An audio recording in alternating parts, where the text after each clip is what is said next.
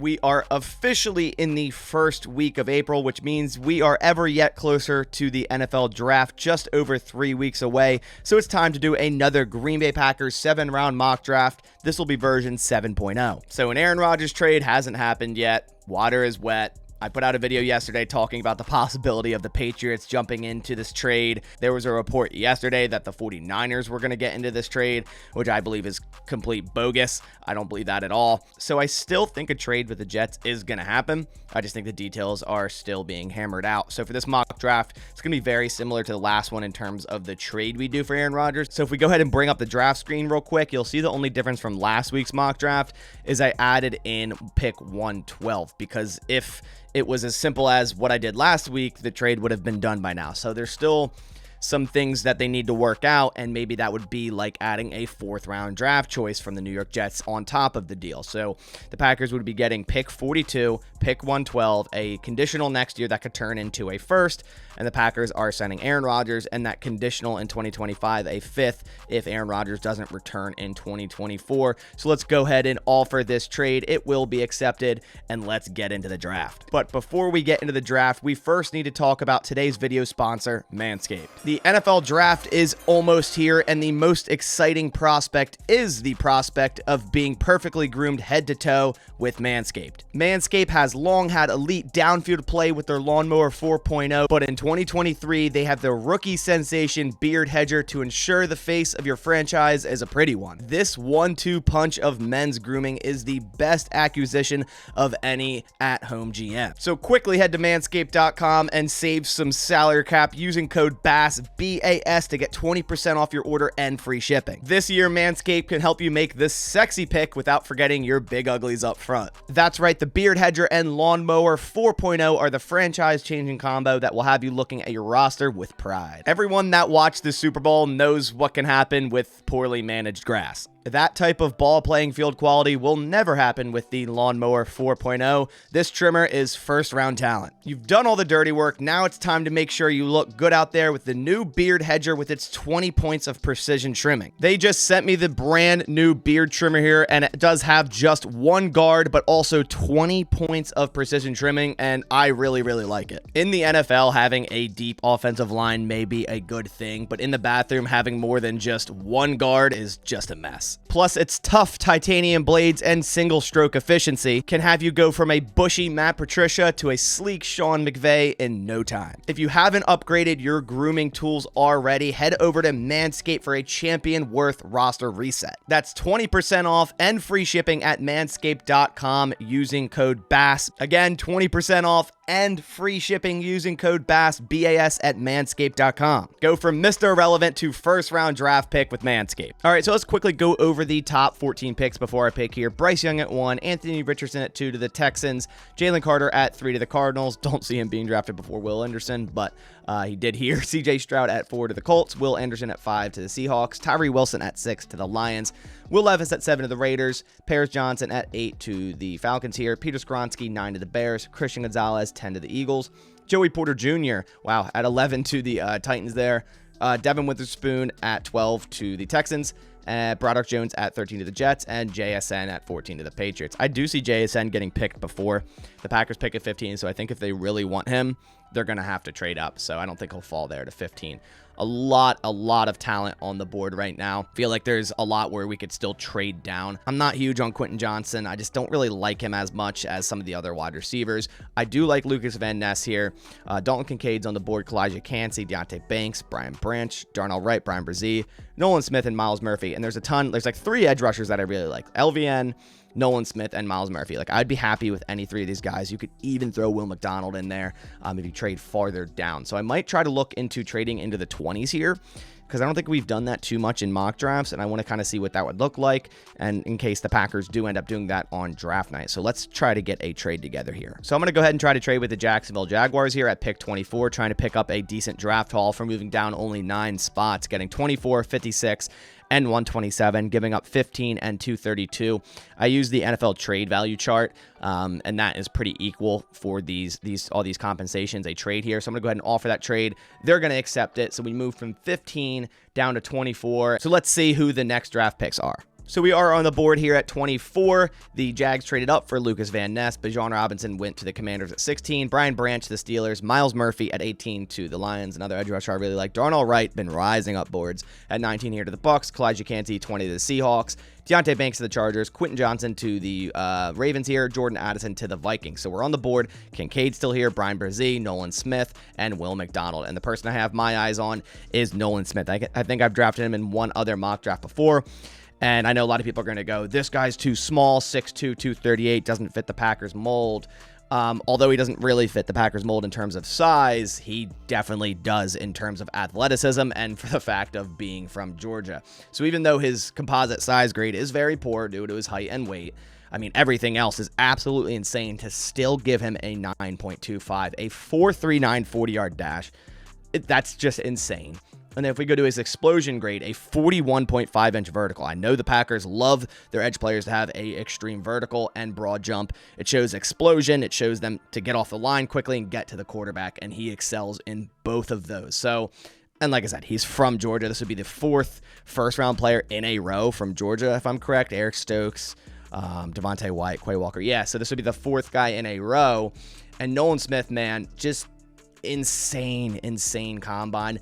Would fit right into the Packers' edge room as an outside linebacker. It's not like the Packers are running a 4-3 and he has to consistently put his hand in the dirt, and you have to worry about his size in that regard. I wouldn't be worried about it just based on the type of athlete he is and for what he's done at Georgia. So at pick 24, we're going to go Georgia again, a Georgia defender again, with Nolan Smith, edge out of Georgia at 24. We're back on the board at pick 42, and I'm going to address tight end.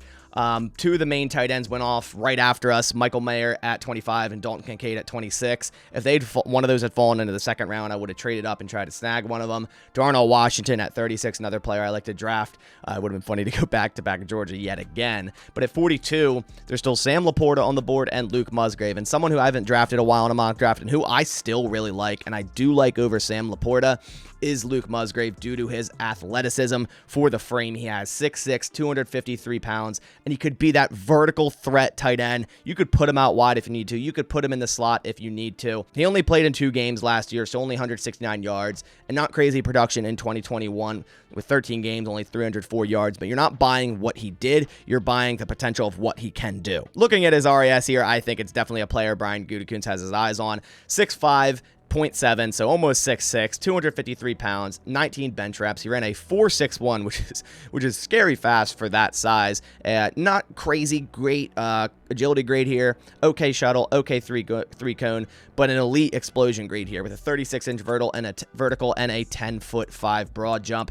So we're going to address tight end early here at pick 42, which I think the Packers should, if they end up with 2 second-round draft choices. They should get one of Washington, Laporta, or Musgrave at the very minimum. So here at pick 42, we're going Luke Musgrave, tight end out of Oregon State. We are, of course, back on the board at 45. Jack Campbell went to the Jets, and Drew Sanders went to the Falcons here, so back-to-back linebackers. And since we already addressed edge, now we address tight end. We're going to go right back to offense, and we're going to get a wide receiver in this very young and kind of slim wide receiver room. And if we're looking at the wide receivers available, there's Tank Dell, Michael Wilson, Rashee Rice, Jalen Hyatt, A.T. Perry, and Cedric Tillman.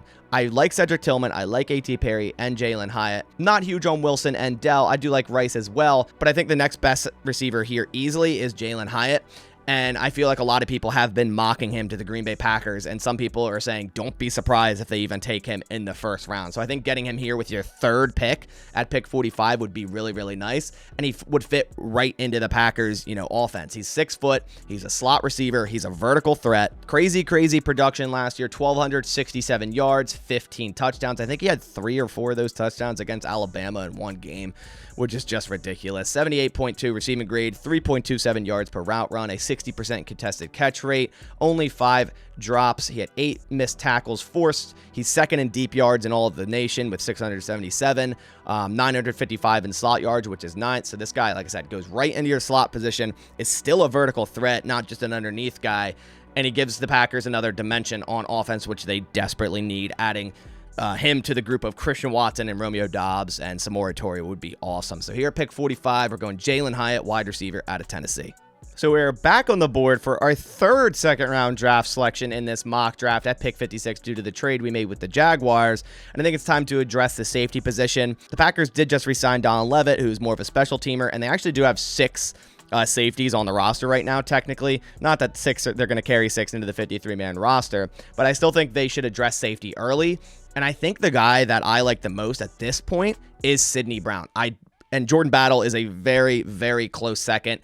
It's like 1A to 1B. And the reason Sidney Brown is he's a little bit more athletic. He's definitely the most athletic in the safety class, and he's also very, very versatile. We see 177 snaps in the slot, 444 in the box, and 60 deep, and he kind of translates more to a deep safety, and he can improve on his tackling, as we see here, a 16.5 missed tackle rate, which is pretty high, but also has a very high forcing completion rate. He's great in coverage with 17.4% there and an 89.4 coverage grade. 56 tackles this year, 67 tackles the year before. The Packers should add a safety early. Even though they have 6 on the roster, they only have about 1 that is a true starter in Rudy Ford, and some would argue Darnell Savage, but they still need to add into that room. So at pick 56, we're going Sidney Brown, safety out of Illinois. Then quickly, before we move forward, looking at his RAS, a 9.67, a 4.47 40, which is pretty high. I mean, a lot of these safeties ran really, really slow. He's one that didn't. A really nice vertical, 40.5, and a 10'10" broad jump, and also 23 bench reps. Here at pick 78, I'm thinking about adding someone to the trenches on the defensive side of the ball, and I've drafted him once before in a mock draft, and that is Karl Brooks, because the way he fit right in the Packers defense as a 3 technique after losing Jerron Reed and Dean Lowry. They need more bodies on that defensive line. 6'4", 300 pounds.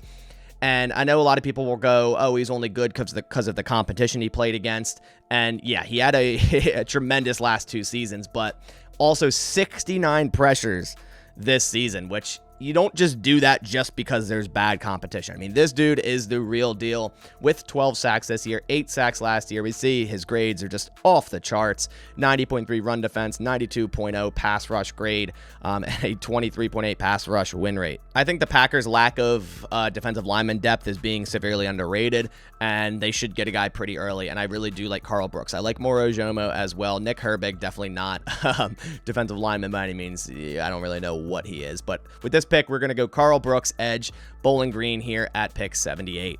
Here we are in the 4th round at pick 112. Some of the top players on the board: Hodges Tomlinson, Anthony Johnson. He's been flying up the PFF board all the way up to 69. I remember when this dude was like a 7th rounder on this.